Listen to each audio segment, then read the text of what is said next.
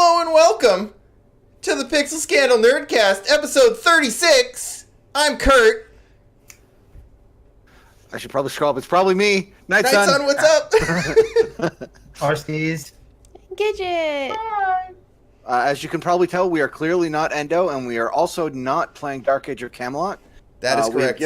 We have given him a brief respite for the next hour so that we could run our weekly podcast. We stole the stream back. Mwahaha. Give us your streams. And he will be back as soon as we... Hashtag not a P joke. As soon as we log off in about an hour. Yeah. Provided he hasn't fallen asleep by then, which I would have done, but that's just me. I'm sure he won't be asleep. Hey, Kurt, why don't you tell everybody where they can find us on the internet? Oh, yeah. People can find us all over the place on the internet. If people want to, they can head over to pixelscandal.com and find back episodes, links to our social media, find out how to subscribe to this as an audio feed, find back episodes on YouTube, and just general cool information about us in the cast. Oh, and we have an events page where you can keep track of what's coming up, because I always forget to update the Twitch events. Hey, quick question, Kurt. Can the audience hear Nightson and Oreztes? They should be able to. Someone said no audio. I am talking, and I'm going to see in about 10 seconds if it was me. Let's see. Oh, yeah, okay. Oh, they no. can hear. All Okay, right, so we're just fine. one person can't hear us. Sorry, we're fine. All right. Just kidding. All right, well, let us know, Hypercrush or people in the chat if you can hear us and stuff. Troll. So tonight's spotlight topic will be using established and powerful NPCs to add depth to your world. We'll be getting to that a little bit later in the show. But first, Oreztes, do we have any announcements? Yay, announcement. I have a responsibility to the cast to read these off of this list that I had minimized behind multiple different windows, and I have found them. So. All right, announcements. Upcoming streams. Dark Age of Camelot, the 24-hour stream with Endo, which was we mentioned a minute ago, and we'll be continuing. I am going to go ahead and say that 24-hour stream has failed because he is not streaming right now. Well, here's the question, and this is the important question. Is he going to go an hour longer? Yeah, 25-hour stream. No, 24 actual plays. Yeah. I mean, there's a lot we can go over with like the specifics. Like, did we say that we would just be streaming 24 hours straight regardless of what's actually on the stream, or did we say it was going to be Dark Age of Camelot for 24 hours? I don't think that's what it's called. Oh, Camelot. Yeah, I don't think you can stream that kind of thing on Twitch. Nope, Yeah. they've got some guidelines against that. Yep, no. I'm messing up everything on purpose, so I'm never asked to do this again. Next is on Tuesdays, we have our pixel plays of Hitman 2, Electric Boogaloo, I think is what we called it at one point at sometime in the past. So That may have been a reference at some point in time. yeah. I have it on very good authority that there have been multiple episodes recorded, so you have many more weeks of content to look forward to in that series. Yeah. So if you're enjoying that, you're gonna get so much more murdering. And if you all up in your haven't heard of eyeballs. the Hitman or don't know where to find it, you need to go over to our YouTube channel and mash that subscribe button so that you get notifications when new ones come up. You It's a should series probably of mash it tubes. an odd number of times and see if you can lag it out and give us multiple subscribes. I bet you can't. Next is I'm very confused. Okay, guys, our next Dungeon World game, Saturday, January 12th at 9 a.m. Oh, someone didn't update this. February this 9th. morning, No, so I'd like no, I'd we're like going to back in issue time, guys. I'd like to issue a little bit of an apology. We were unable to stream our Dungeon World this game because of some injuries amongst the cast members. We can't really give any details, but everyone's Andor fine. also has the stomach flu. It's not all my fault. Andor's not here to defend himself. It's his fault. His kidneys have been stolen again. Again. That guy loses his kidneys We so tell- much. we He tell really needs to him. put a tracker on those things. I was going to Yeah. say, we should probably invest as a cast, put a GPS tracker on those kids. Get an RFID tag on his kidneys. I mean, we did once. Took it out. Thought it was an amiibo. Forgot to put it back. God ran off with it. But fortunately, our misfortune with Dungeon World coincided with some awesome timing for the Dark Age of Camelot stream. So that got to go all the way through. Yeah, all the way through. All right, what else do we got here? We got some Paper Scandal side quests coming up on Sunday, January the 20th at 4 p.m. You are trying hard to phone this All in. right. Well, we actually have a Sunday, promo vid for January that 20th. one. What? We have a Do promo we? vid for that one. You don't say. You want me to roll the promo? Well, I didn't get to that part of the announcement yet. Oh, okay, you keep talking then. Yeah, I didn't say what it was for. We're going to be playing Mutants in the Night, run by DC. Now, I haven't played this game yet. I'm sure it's going to be fantastic. But my personal favorite thing about it so far is that the abbreviation is MITN or Mittens. So from now on, I'm calling this game Mittens. Run that promo. Well, it's not plural. Mitten.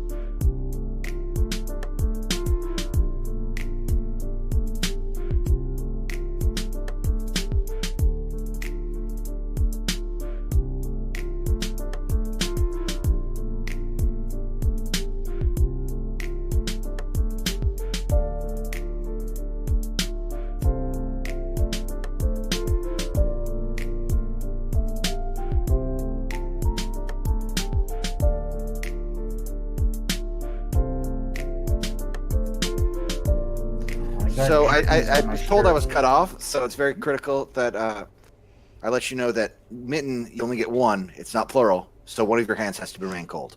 We're going Thanos on this one. It's gonna be great. And then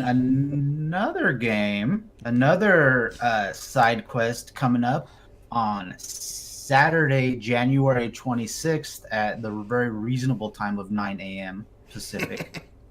We're going to be playing Dead Letters, run by Dave Kazay of Monkey Fun Studios, Woo. which, yeah, from what I understand, is like you're some mailman hunting vampires, right? Yeah, it sounds awesome.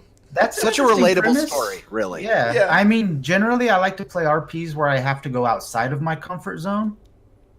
So it's going to be standard everyday fare in that game for me. Yeah. But I mean, I'd be interested to see how you guys interpret the exciting life of a government employee killing supernatural beasts. For all you Vanna Helsing mail carriers out there.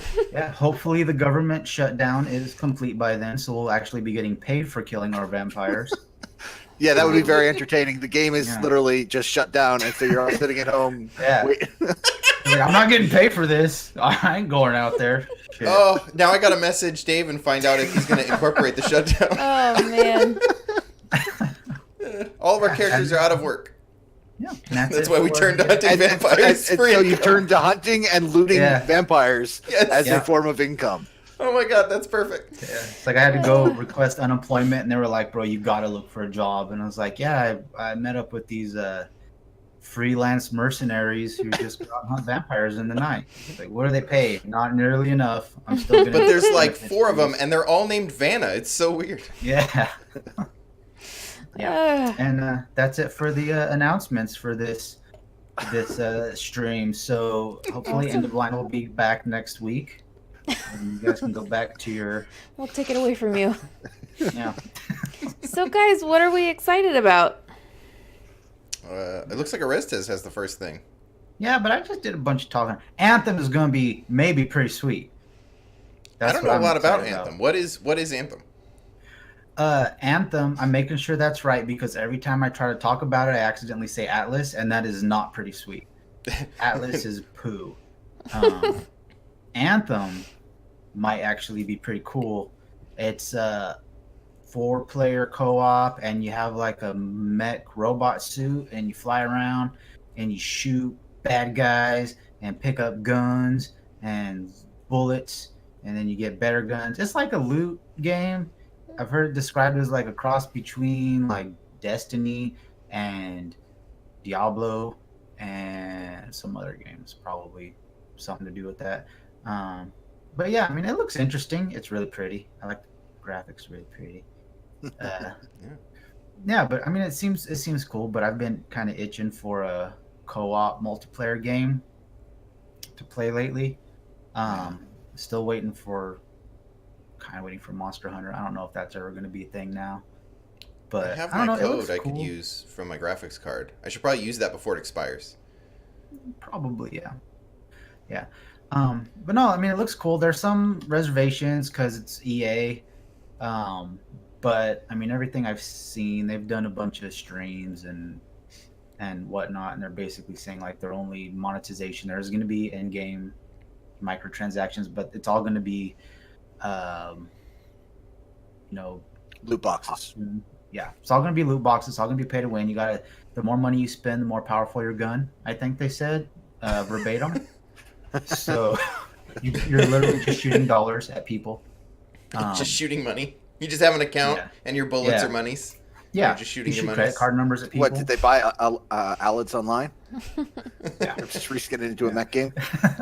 Yeah, no, but I mean, they're saying it's just all going to be cosmetic stuff, and there's not going to be any pay to win or anything like that. But it's a loot pinata type game. You run around, kill guys, pick up guns, get better guns. Strong guns have abilities that can augment your, special stats that augment your abilities and stuff like that. And it looks pretty cool. So that's kind of what I'm excited about lately. What's the ETA on that? I think early access beta is around the 20th, 22nd. Oh, of so like, January. wow, so just now. There's like a normal free beta that's only going to be a couple days. That's going to be available for everybody. And I don't think the progress is going to carry over, but that's going to be available around the 1st of February, I think. And the game is supposed to come out towards the end of February. So they've said that the beta, the test coming out at the beginning of February, is going to be a little bit faster leveling, a little bit higher drop rate on some of the gear, so that way you have a chance to go through and see kind of what the game is like, because it's only going to be a couple days long and then they're going to wipe it. So, but yeah, I mean, it should be cool. I'm going to check out the trial for at least a couple days when it comes out at the beginning of February and see what it's really like. Very cool. Awesome. Okay. I think the next one is Fireworks should be good. Mm-hmm. Yeah. I feel like I need to, because I keep like almost falling asleep over here, so I feel like I need to like tell our audience that I'm on pain medication and I'm working very hard to stay awake during this stream tonight. For no good reason. She just found an old bottle of pills and started popping them. I'll just do one of these. Yeah, like, hey, Gigett, you still awake? Stop breaking the illusion. All right, sorry. Kurt, you are excited about Mutants in the Night. I'm always excited about Mutants in the Night. Oh my gosh. And the game we're playing. Mitten. I'm very excited about Mitten. I really love Blades in the Dark, which is the game that Mutants in the Night is based on. And I never get to play it. I ran like a 5-session campaign of it. And we played Runner in the Shadows, so we played like 2 or 3 games of that. I don't remember how many Nightson ran. Was it 2 or 3? Much. Yeah. For him to discover his intense hatred of the system. You are not the only one who didn't realize that we're in the same room, Hyper Crush. Yeah. Several people. I had no idea either. They're really not. It was just, it was all planned out from the beginning. That was their son. Yeah, it's someone else's hand. It was and then, yeah. So yeah, I'm really excited about getting to play Mutants in the Night. I love it checks a lot of boxes for me. One, it's a Forged in the Dark game, so it uses blades in the dark, which I love. It does some really interesting things with blades, where it sort of doesn't use all of the mechanisms that blades has, but sort of adds like a layer on top of some of them. It uses some scene framing tools that are a little they mesh better for the way I think about scenes than I think it did when it was explained in Blades in the Dark.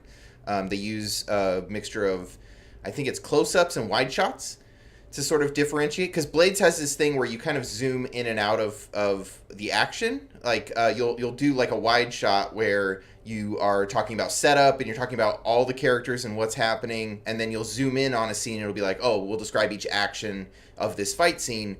But it didn't really, it took me a long time to really figure out how that was supposed to work from reading it in Blades. And I really like the way that DC has phrased it in Mutants in the Night. It made more sense to me that way.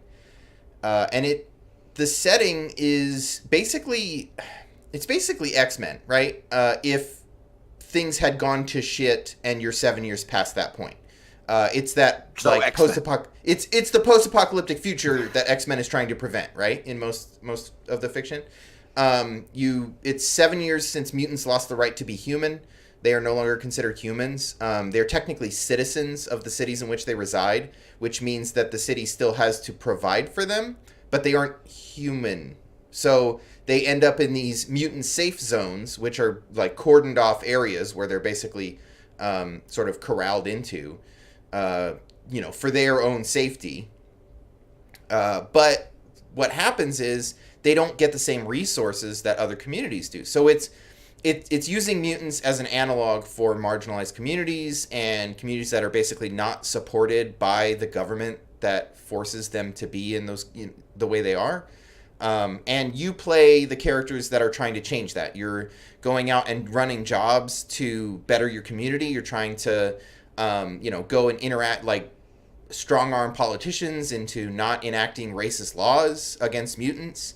It's really interesting, and I'm super excited about it. DC's been running a stream on their channel. If you want to go check it out, twitch.tv/Dungeon Commander. And then, of course, you're going to want to see DC is going to come and run it for us. So you'll want to see them come on over and on the 20th. So I'm super excited about it. Yeah, likewise. I love Blades as a system.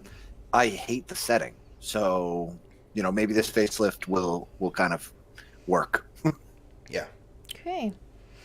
The thing I'm excited about, and Kurt's excited about it too, is Christmas. Orcon. Oh. Aw. I totally had like real bad Christmas drop there after the week after Christmas. I was so depressed. It's Christmas Eve, Eve, Eve, Eve, Eve, Eve, Eve, Eve, Eve, Eve, Eve, Eve, Eve, Eve. Repeating, of course. Hey, only 11 more months and I get to put my Christmas tree back up, so, Not counting the days or anything. Yeah. But Orcon is totally down. coming up in February. It's February 15th through the 18th. I checked their site today and they still didn't have any RPGs listed for the con, which I was super bummed about. But I've heard from some of our friends the cool stuff that they're going to be running, so I'm excited. Yeah, I'll be there. I'll be running stuff. What's that? I'm kind of surprised they haven't started posting games or anything yet, because Big Bad Con already has a whole bunch of stuff set up for 2019. They've got a whole bunch of stuff listed already. I don't think that's like listed for 2019, is it? Yeah. Did you check the dates? Because they have previous years listed, like when you search, you can find posters. It was that one game we were talking about a couple weeks ago, and they the one that you were trying to find, that Viking thing. The one you linked was from 2012, though. No. No. It was. There's a 2019 one. Oh, okay. Well, they have 2019 games. I don't know if that one was it, but they have 2019. Okay. Anyway, if you're going to be at Orcon in February, come say hi to Kurt and I. We will be there. I think we've talked to the Pixel Scandal guys, and the majority of the cast is going to come in September to the next Strategicon that we normally go to Gateway. Yeah. But Kurt and I will totally be at Orcon, so come say hi and come hang out and have a drink with us. Yeah, if you see us, Or many. wave or come join our games. Yeah. Wait, what is OrCon? Says Hypercrush in the chat. OrCon is a gaming convention for tabletop RPGs, board games. I think they do some LARP stuff. Mini painting, wargaming. That is held at the LAX Hilton on February 15th through 18th. So it's 4 days of RPGs and all kinds of gaming. and drinking. We pretty much stick to the tabletop area. So, yeah, it's a good time. It's super fun. Yeah. I really wanted to go to the February one, but they ran out of rooms at the con rate. And I was like, I don't want to spend $250 a night. Mm-hmm. Yeah. Yeah, if you're in the LA area, it's a great local con. But if you are coming from outside of LA, you got to book probably, I would say, 3 to 4 months early. I usually book ours like 3 months before each con. Yeah. The sad truth is, it is the LAX Hilton, so it's always pretty busy. Yeah. But I mean, it's just a little bit outside of the range where I would consider just like driving there, like in the morning. Oh yeah, for like Saturday the day. morning. Kurt and I have done that, and it is rough. Yeah, it's not a fun time. It is a rough day when you just drive in. Yeah. So, anyway, Nightson. Yep, it's just 3 more sleeps, and then I have Blue Mage. That is an excellent unit of measurement. 3 more number of sleeps. sleeps. Typically, sleeps are a unit of measurement to time the amount of time between now and Christmas. Yeah. But in this case, it is timing between now and Blue Mage, which Final Fantasy 14 is finally releasing, in a limited sense, and I'll probably get into it a little bit more next week after I've had a chance to play with it. But it is coming. I get to play it. Hooray! Yay! Yeah. Blue Mage, punch monsters, take their abilities. Then I'll get punched by monsters and take their abilities. Yeah. Oh, see, wait, I was told I'd be punching monsters. You do eventually. I'd like to review my contract. You gotta crawl before you walk. Like you gotta get punched before you punch back. I don't know how I feel about this. That's awesome. Oh, cool! I can't wait to hear how that goes. Yeah. So, guys, what have we played recently? I made a mistake. I went and installed Skyrim VR. And it's absolutely incredible. With one notable exception, it is a Bethesda game. And as we've talked a million times before, Bethesda games are meant to be modded heavily. Mm-hmm. So I went to the internet and I'm like, well, it works. Time to add some mods, update the texture packs, make it pretty, add a bunch of cool stuff. Let the internet make my game better. Yeah. No, let the internet make Bethesda's game better. Well, yeah.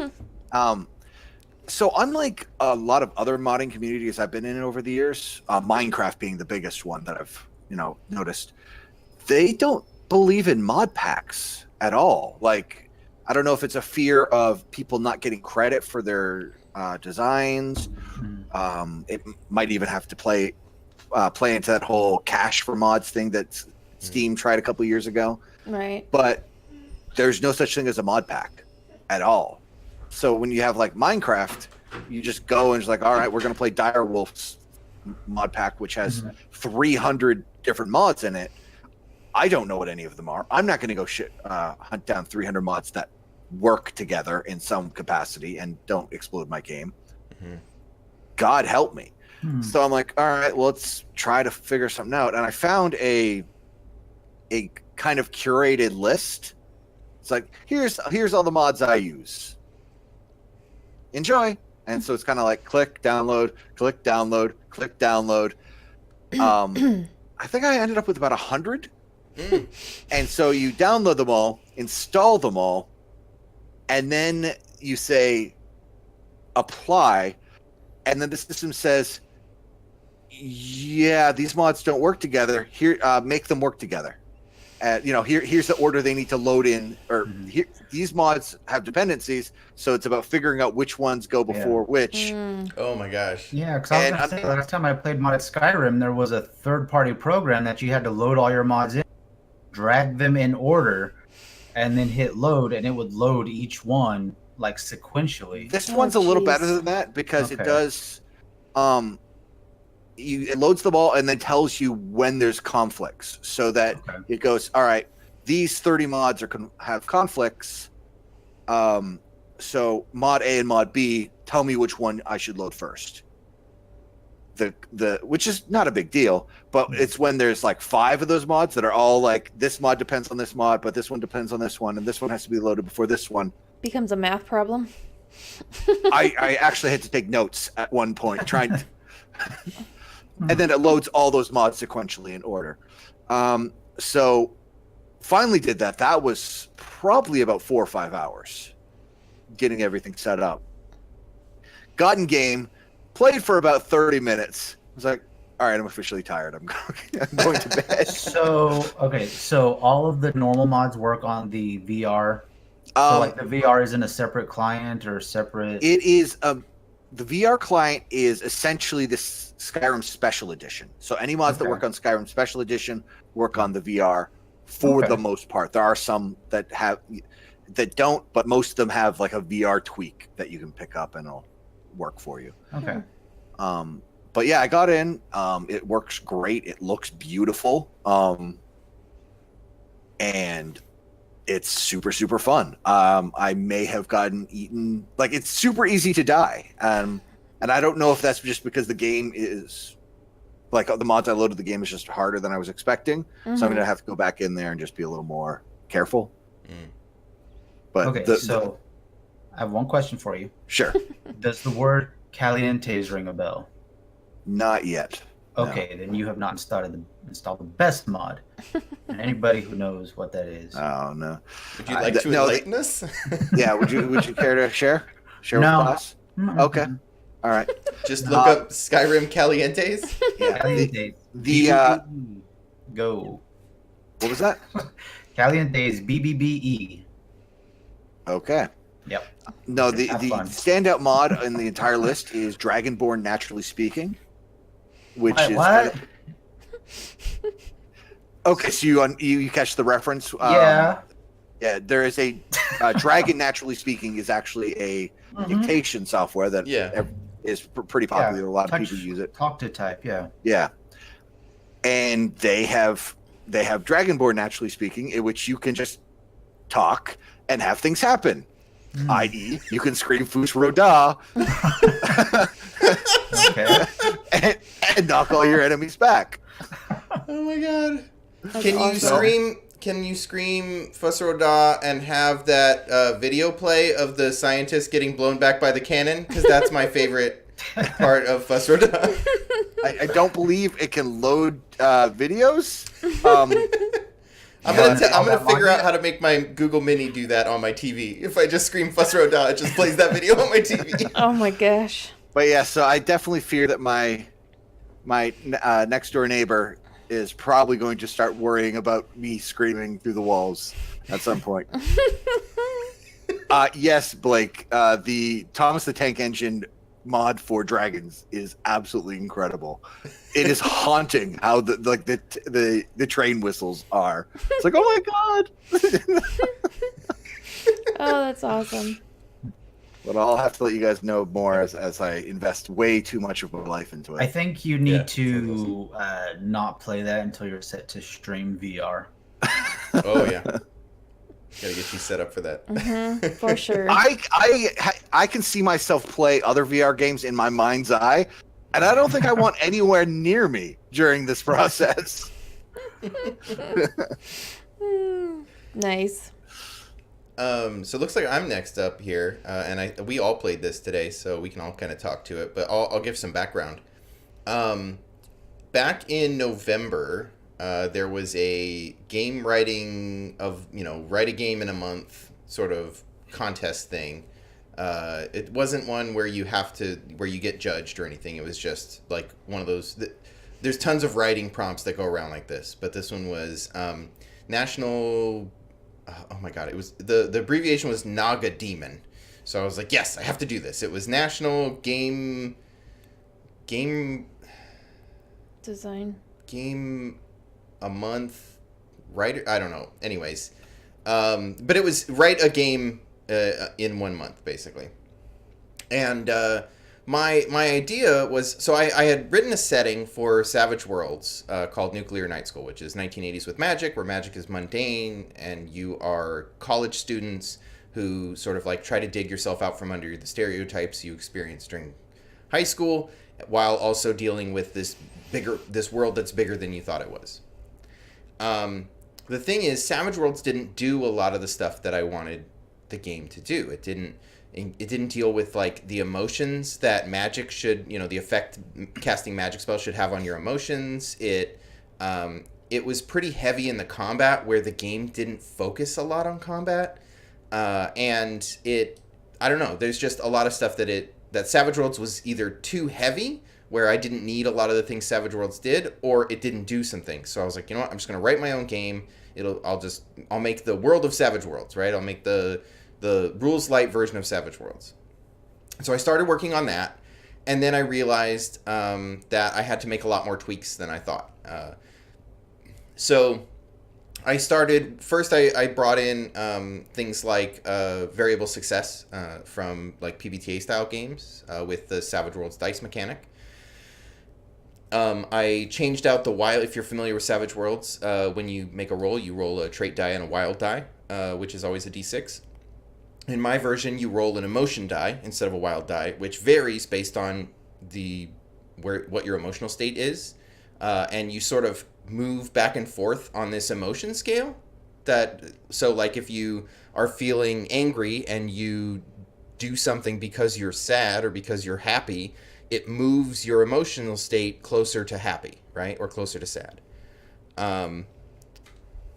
There is a new version of Savage Worlds called Savage Worlds Adventures Edition, or SWAT? Suede, which we got the PDF for, and it's got some really neat stuff in it, but it still wasn't quite what I was looking for this game. And so I ended up writing my own thing. And today I ran a playtest for these fine fellows. So I'd love to hear what you guys thought. Or at least I did want to hear what you guys thought. It was much better after we fixed it. No, at the end of the day, it was definitely a work in progress. It was good. But we knew that going in. Yeah, but we knew it going in. Nothing Kurt has ever made has worked. So. You guys are so great. No, it was definitely a lot of fun. The mechanics probably sounded weird to listen to you kind of ramble them off. Mm-hmm. Actually worked. It sounded weird to me before, because I had never played Nuclear Night School, and it sounded kind of weird to me going into it, but after playing it. Yeah.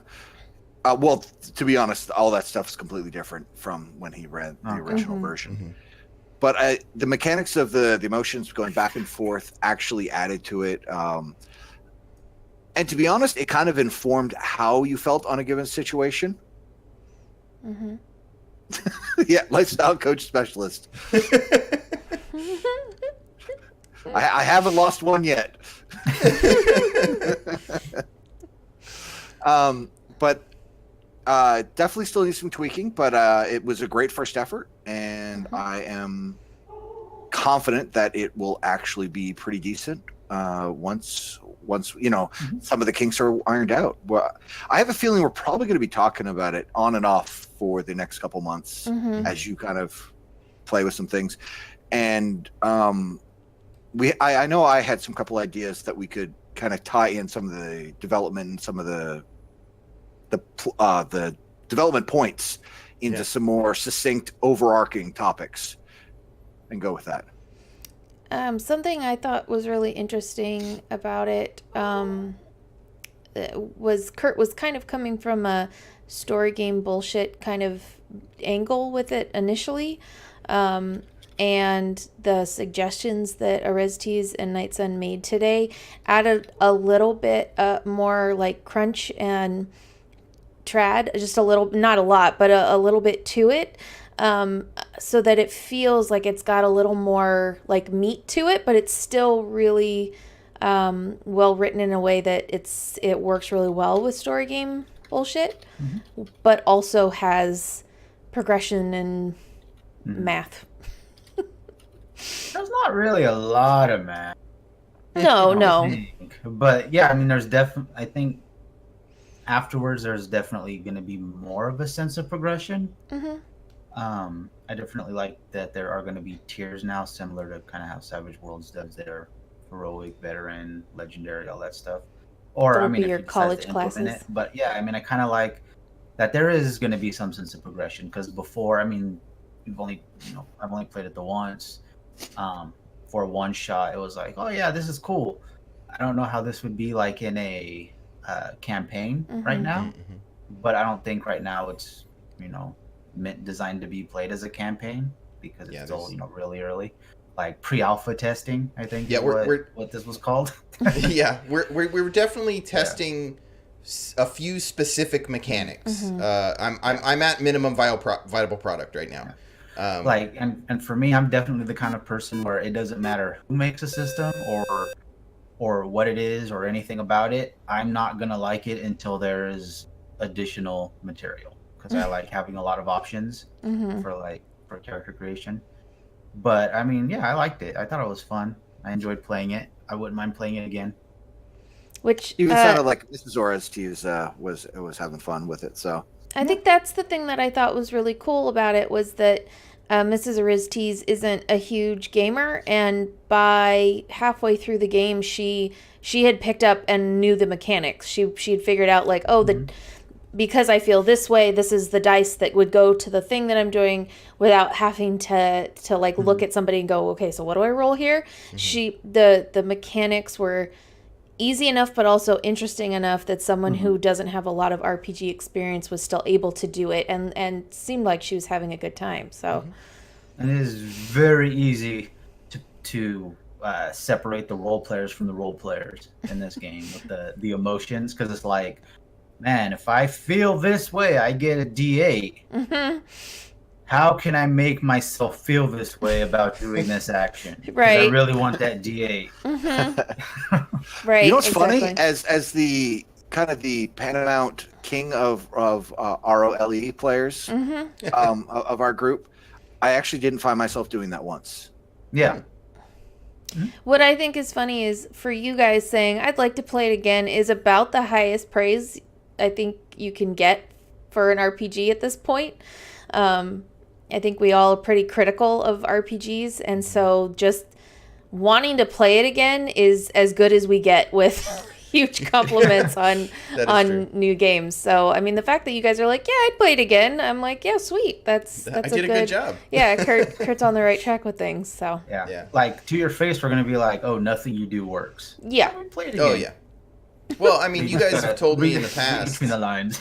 Yeah, you guys have told me in the past, like, hey, these things are broken and I don't like them. Right. So, the fact that I didn't get that kind of feedback, I got, hey, I think if this was like this, I'd like it more. Or if this did this, I would get more out of it in the long run. That was some good feedback too. Yeah. Well, in fairness, I also did try to lens my comments through the concept of being a storytelling bullshit player. Right. Yeah. I know in the end of the day, this game is not meant for me. I don't think I could play this as a campaign for any length of time. Yeah. But it doesn't have to be for me, and that's perfectly cool. Yeah. That's actually something that I really appreciate about you is that even when something isn't necessarily created for your type of enjoyment, you can put your head in the headspace of somebody who would like that and play it from that perspective and say, I don't want to play it again, but somebody who likes this kind of thing would really like this, and this is why. Like I like that you're able to kind of take your own personal opinion out of it and look at it from someone else's perspective and then give critical advice. And then afterwards be like, your fun is wrong, but it's all right to be wrong. It's all right to be wrong. I will say, and considering I believe you said you were going to run this at OrCon, I think it makes an excellent con game. Thank you. Yeah, definitely. But maybe not spend an hour and a half on character creation like we did. Well, I'll do pre-gens. Yeah. I definitely wanted to see. So one of the things is there's some places where I wasn't sure if I wanted to predetermine like questions and make choices about how characters should function, or if I wanted to give full control of the phrasing of things. So I just, with you guys, I was like, well, I'll just err on the side of not enough information because I'm sitting there and I can explain it. Right. And so you guys had to fill out a lot more than you would at a con game, where people aren't expected to, like, I think our game ran for, 5 hours or something like that? Yeah. But that was with whole character thing. gen. But that was with character gen and a break for some snacks and stuff. So. And I'm glad we did character gen like in full, because I wanted to see, how everything plays out. And even if we're testing, character gen for me is like what gives me like motivation, or what makes me feel like, oh, I'm gonna play this character. Makes the character mine. Like I can't stand pre-gens, because I have no investment in that character. So even if we're just testing a system, I still like testing the character creation bit of it, because that's always my favorite part of any system. It's like character creation and all that. So I'm glad that we took the time to do like the whole character creation bit and answered all the questions and went through all that stuff. Because then I was like, oh, I have a little bit of investment in this character, even if we're just like kind of testing the system. Well, and I mean, in your defense with the long game, Kurt, I was also playing a mute character, so I wasn't talking, which I think definitely hindered the progression in a few places where it would have been nice to be able to say, I have information, but I couldn't In the same talk, note, so. I really want to play a mute character now. It's a lot harder than I thought it was going to be. I mean, I should not be talking today as it is, so... It was very hard to play an RPG and not talk and write everything on note cards. And I was entertained at the very beginning when you started using like legit ASL at the table, thinking that maybe somebody will understand this and I'll be able to just do this for the game. And everybody was just kind of looking at you like, what's wrong? Yeah, we're very clear. We all knew what you were doing. Yeah. None of us can read it. Well, that's the thing. Like, no. I figured my character would know ASL if she were legitimately mute, and I had put in my character that I didn't have vocal cords, so I started to sign because I know how to sign, and then realized no one at the table knows how to sign, like you guys or the characters, and so it was like frustrating for me and for my character. I'm like, damn it, no one knows ASL. I got that. I know what that means. So when we started doing that, I was like, I got you. I was like, this is... I know. But that's about it. I was just, okay. The couple of signs I used, you guys were able to pick up what I was talking about. Contextually, but yeah. But it was fun. It was a good playtest. I got some good feedback, and it showed that the game works with not story gamers, because I had only run it for like a 1 hour playtest for game designers before, and so it was nice to see it in the hands of like people who prefer a more trad game or are less involved in game design, and so it was nice to see you guys take it and see what you did with it, and I really enjoyed the game, so yeah. Okay, I forgot I was supposed to moderate this thing all a bit because we got to move on to the next topic.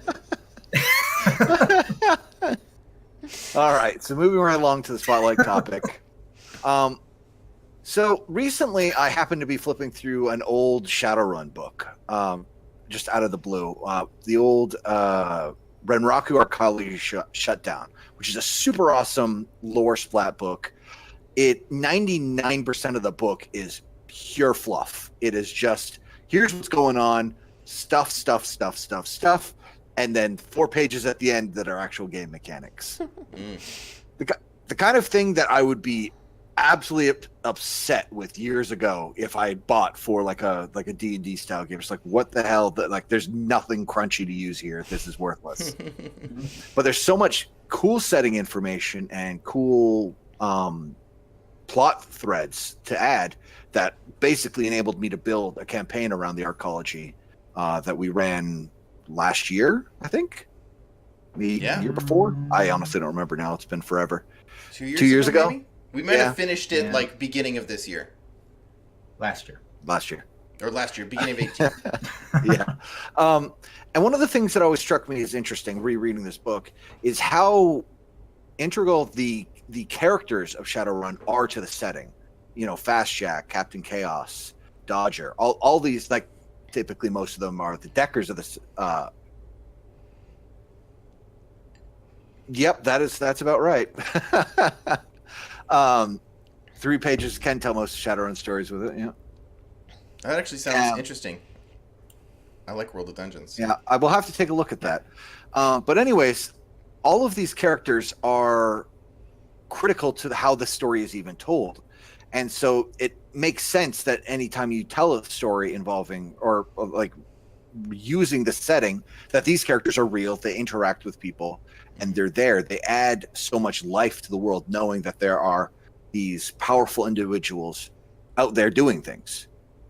Probably doesn't hurt that the setting itself is very disempowering to PCs. That's kind of the theme. It's about you being the little man against the oppressive odds of, well, it's cyberpunk basically. And so that got me thinking. Punk side of cyberpunk. Yeah, that got me thinking. Furthermore, of like your classical traditional game, which is your D&Ds or Pathfinders or anything, or even Savage Worlds. How often we downplay anyone in the setting that isn't the players.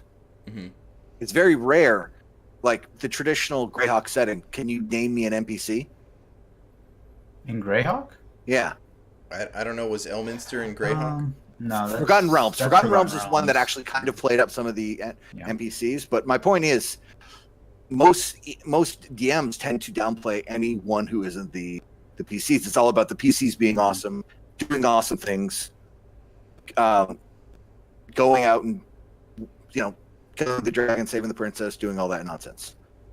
I thought it was interesting how much that you can add to a world by, one, allowing these other more powerful individuals in your world to exist, and two, canonical characters. It adds flavor, it adds backstory, it adds a shared narrative that if your other players are familiar with, they understand and can, you know, jump right into story threads really easily. I know you ran a Dresden game years ago, and I think 3 of the players at the table were familiar with the Dresden Files universe, and 3 were not. And so it created an interesting setting where the 3 people at the table was like, no, I know exactly who this person is and whatnot. And so kind of, I just wanted to get your guys' thoughts on using powerful or core or canonical NPCs for those kind of purposes. So my very first thought, going back to your very specific example of Living Greyhawk, I don't remember any Living Greyhawk NPCs, but I do remember a Living Greyhawk mod writer by the name of August Hahn, who I don't remember his NPCs, but I very specifically remember he wrote games like that where the very powerful NPCs were like, you know, your term, the Deus Ex Machina, like the Mary Sue's. Yeah, your Mary Sue's. The party's getting the shit beat out of them, and here comes the guy to save the day. And you know, at that point, I believe the one I'm thinking of was the Black Will, one of the Black Will, the pirate, you know, piratey guys. One of the games was you're sitting on a beach fighting waves and waves of enemies, and that's literally the game. Like, there is no win condition for the party. You need to survive until these NPCs show up in their airship and rescue you. And that sucks. Like, that's not fun for the players. It's like there's, you know, you just basically hang out until you're rescued because the GM decides you're rescued by introducing this one character who's supposed to be super powerful, and they have resources that you don't have and all that stuff.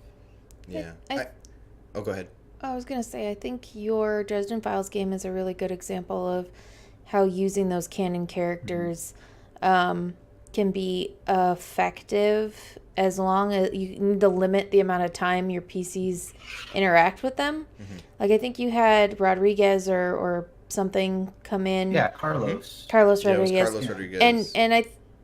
and he didn't like come in and save the day. He like came in and kind of chastised us for not handling things properly as the local Paranet, and then was like, fix it, and left. And I think that that's an effective way of using canon characters instead of having them around all the time where there's someone that the players feel less than to. I think it's fine to introduce characters as powerful as you want, as long as they don't interfere with the mechanics of the game. I don't. Okay, so I have some specific thoughts on this. I hate it when there is a more powerful character than us that is the one who's the hero. Like, if I'm going to play this game, I want to be the hero, right? I don't want to be the escort for the hero or the Bag the person carrier. who goes. I don't want to be the bag carrier like Blake Ryan says in the chat. I want to be the hero of our, at least of our story, of the part of the world that we're relevant in. I want to be the hero. And so I don't want to have somebody coming in who saves our ass or anything like that. So if there's going to be a powerful NPC, like, I don't mind them being in the world, but they either have to have some reason why they can't or won't interact with us or our peril so that it's on us to solve our problems. Like, if I'm the other, so as an example, if we were playing Star Wars, because Star Wars is usually it's the one where I know the most canon NPCs. It's the one where, like, the world, everyone wants to play they want to blow up the Death Star, right? But then they don't realize, well, only one person got to do that. Everybody else was there to facilitate that one person doing that. So if I'm going to play a Star Wars game, I don't care if Luke lives in the world, but I don't want him to be relevant to my story. I want to hear about him, right? Like, I want to hear about... And so, as an example, in my Dresden Files game, every once in a while, someone would mention this badass wizard who lived in Chicago, but that's all they would say. They would say, oh, I've heard of this badass wizard who lives in Chicago, and they're like, but he's been missing, right? I think we played in a time when that badass wizard would be unavailable. I set the timeline when he was predisposed for about a year. If you read the books, you could probably guess. You It's can right guess, around book right? 16. So he was predisposed, so that everybody knew we weren't going to see Harry Dresden walking in to save the day.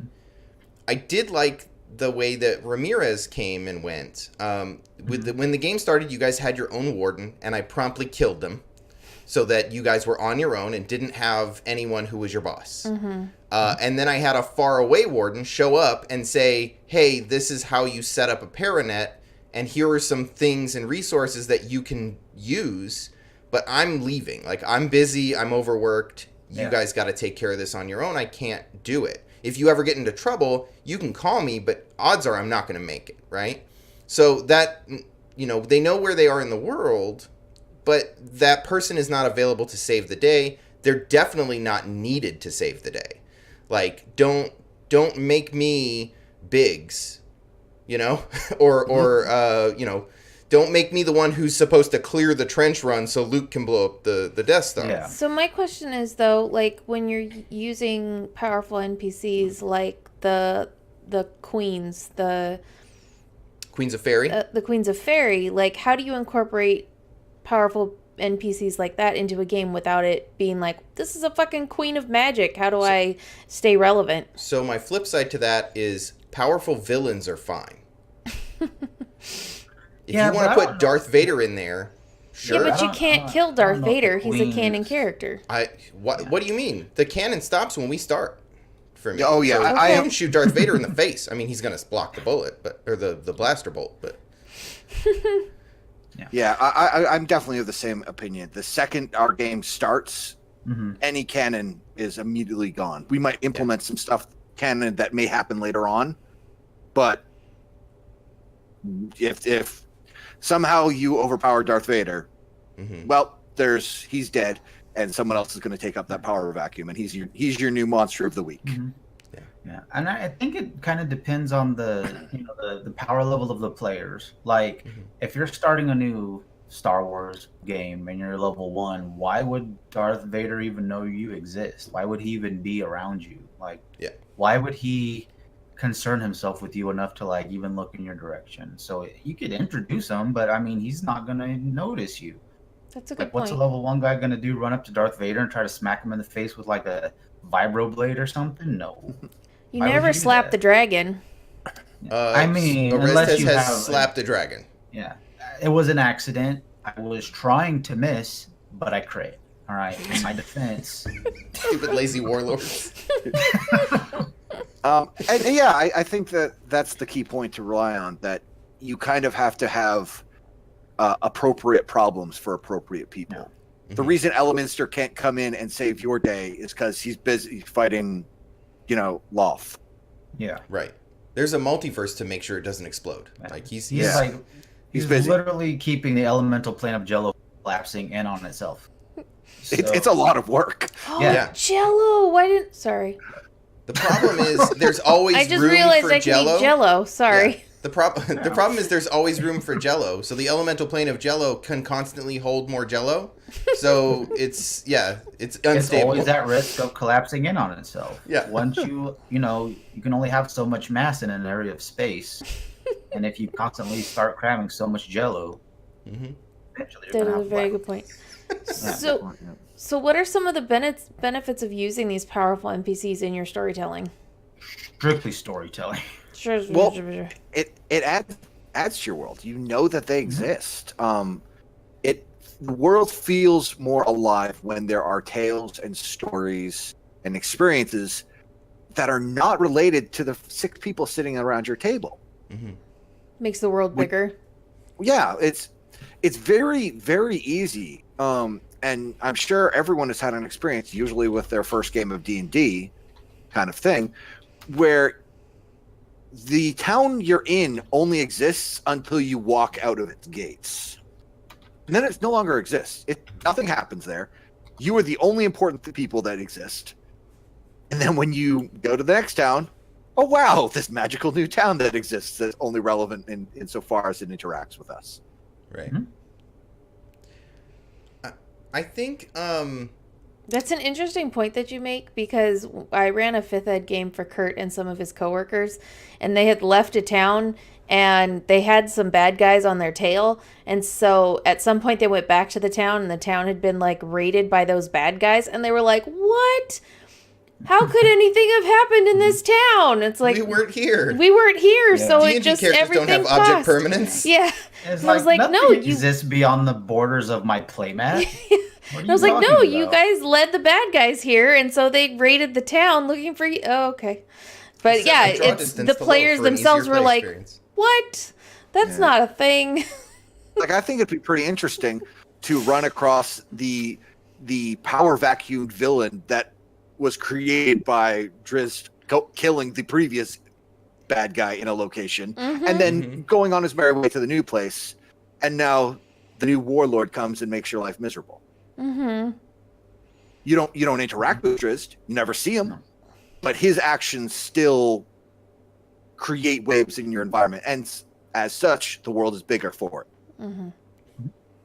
I think one of the Blake in the chat says one of the benefits of a powerful NPC is they can say, hey, I'm dealing with X, Y, and Z. I really need you to go help me with Z.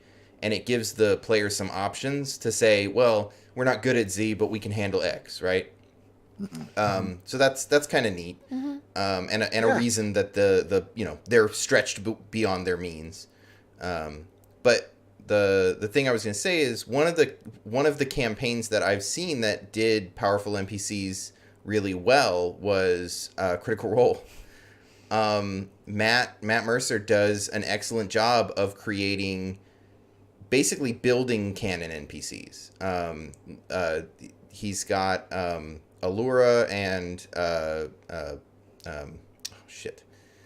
the shopkeeper Gilmore of Gilmore's Glorious Goods. So like he's got these really interesting NPCs who probably at the beginning of his campaign were just like the town council in the first town that they went to. But as the world got bigger, they gained more power. So these NPCs sort of ended up becoming those, like, you know, the council that saves the world, or at least is on par with the PCs saving the world, or has more political influence, or things that the PCs don't care about or don't want to engage with. And honestly, that's the way I kind of prefer it when it comes to having powerful NPCs.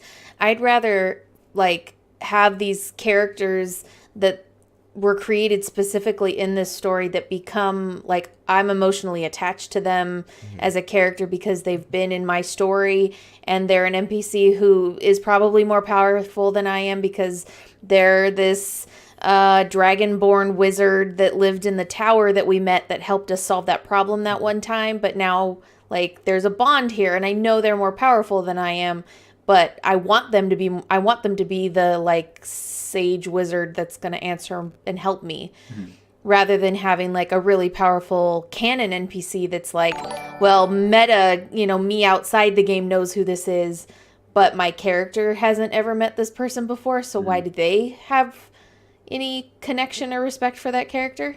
Like, I'd rather it come out in gameplay that my character is attached to them. Yeah.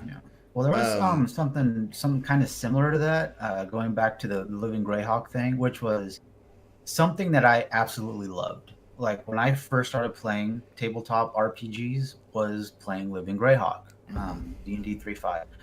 And one of the things that I thought was, like, amazing in the whole living world system for Greyhawk was you would play your character, and your character would level up, and you would have your adventure log, and you would, you know, map down the adventures that your character took part in and the story arcs that your character completed and all this stuff.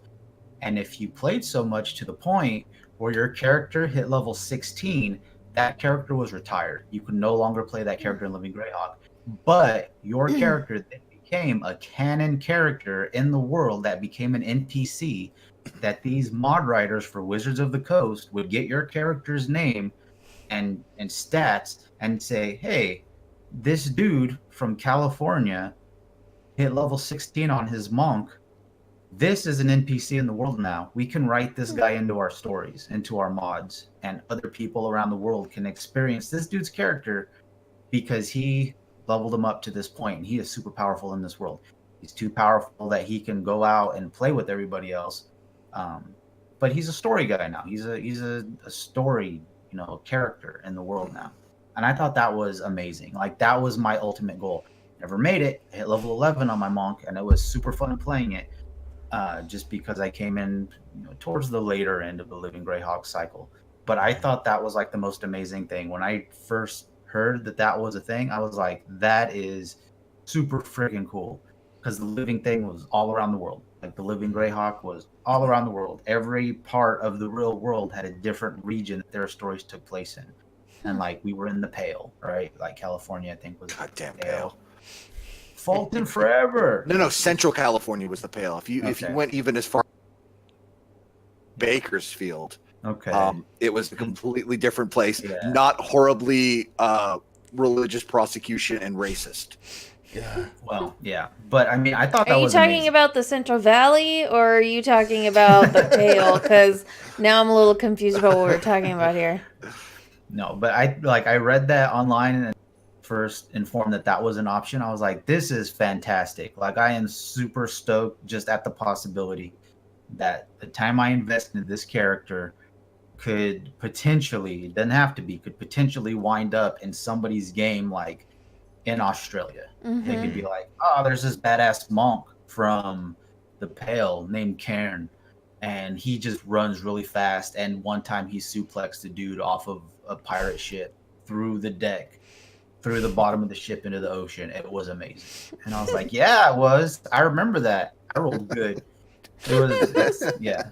So I think that was super cool. I would love to see, I mean, there's never another living system like that. Yeah, creating your own canon NPCs. Yeah.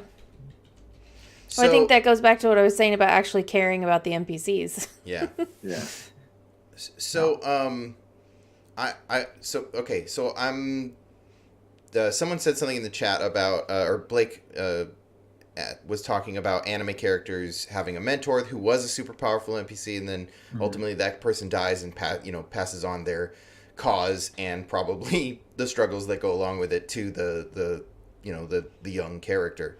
I was thinking about Ender's Game and the way that they did a powerful canon NPC basically in Ender's Game. If you are Ender, I can't remember the name of the character. Nightson will probably remember. Mazer Rockham. Huh? Mazer Rockham. Yes. So there is a character who fought long ago in the battles and supposedly died. Sorry, this is going to be spoilers for Ender's Game if you haven't read it. Skip ahead 2 minutes. And Mazer was like the hero of this battle, who dies in the battle. And then you find out, no, they just sent him out to space to go faster than light travel so he could jump ahead in time to train the next person who's going to save the day. So you end up finding out, oh, my mentor is really this super powerful hero from long ago. I think it worked really well in that context. Like if you had Johnny Fast Jack from Shadowrun. Johnny Shadowrun. Johnny Shadowrun. And he's super cool, but he's gone missing. And then you end up in a mission where you realize, oh God, we're working on something that caused Johnny Shadowrun to go missing, and now we're going to end up finding and interacting with Johnny Shadowrun. Like, that would be neat. But we've gotten ourselves into trouble because the mod says so, and Johnny Shadowrun just showed up to save us, and he's our only hope. Not the way I want to see canon NPCs. But yeah, like, having Johnny Shadowrun exist in the world makes the world feel bigger to me and makes it feel more interesting. Especially when you're like, oh, I just hacked this thing and I can see, oh shit, Johnny Shadowrun was here. Yeah, Johnny Shadowrun was here, right? Like, oh my God, I just hacked a thing that Johnny Shadowrun once hacked. And then now you're on the run and you get a message from Johnny Shadowrun saying, hey, did you hack this server? Right? But I don't want Johnny Shadowrun to be my only hope. Right? Like, I don't want an Obi-Wan situation. Obi-Wan dies for a reason. And I'm sorry, that's an old movie. I'm not a spoiler warning on that one. You'd be okay with a Zero Cool versus Acid Burn trying to take over the TV station battle with Johnny Shadowrun? Yeah. I like there being cool characters. Like, I would be totally fine if we rolled up into town and Elminster's there and he's like, calls us into his office to say, hey, I've heard about you. You're fucking troublemakers, and I don't want any of that shit in my town. And then that's it, right? Like, holy shit, we just talked to Elminster, right? Like, that's basically what you had the Wardens do in the Dresden Files game. Yeah, well, you know my preference for how NPCs should work. On the topic of Elminster, was the out-of-box Forgotten Realm 2nd edition manual was in the town Shadowdale where Elminster lived. His tower was right there. You could go walk up, knock on the door. He's not going to answer. But you interact with him, I think, twice through the module. And both times you get the distinct impression, is he fucking?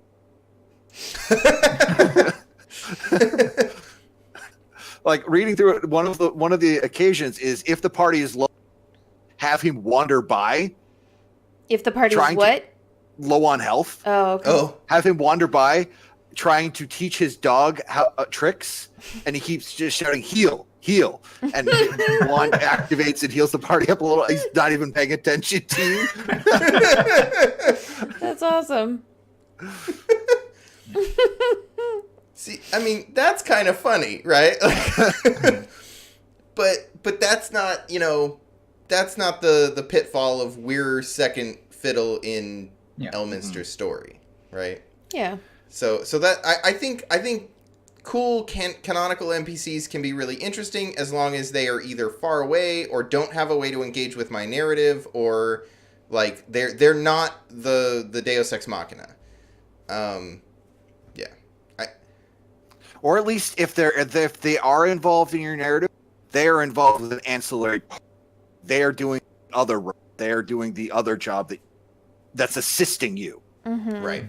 Or in tandem with, right? Yeah. Yeah. Which on the topic of Shadowrun, it was literally a theme throughout Brainscan.